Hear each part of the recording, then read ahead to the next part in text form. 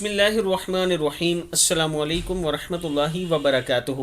عابد راضی چینل کی طرف سے آج میں اپنے دوستوں کو رسول اللہ صلی اللہ علیہ وآلہ وسلم کا ایک بہت ہی پیارا فرمان سناؤں گا۔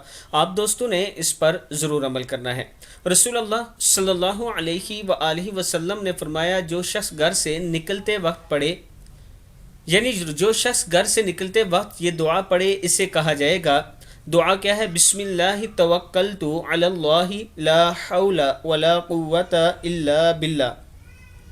میں اس گھر سے اللہ کے نام کے ساتھ نکل رہا ہوں، میں نے اللہ پر بھروسہ کیا اور گناہوں سے بچنے کی ہمت اور نہ نیکی کرنے کی طاقت مگر اللہ ہی کی توفیق سے ہے۔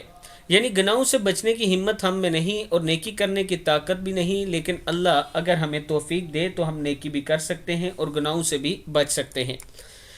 تو اس حدیث کے مطابق اسے کہا جائے گا، تمہاری کفایت کر دی گئی ہے، تمہاری کفایت کر دی گئی ہے اور تم دشمن کے شر سے بچا لیے گئے اور شیطان تم سے دور ہو گیا۔ ترمذی کی حدیث ہے۔ میں اپنے دوستوں سے گزارش کروں گا کہ جب بھی گھر سے باہر نکلیں اس دعا کو ضرور پڑھا کریں۔ السلام علیکم ورحمۃ اللہ وبرکاتہ۔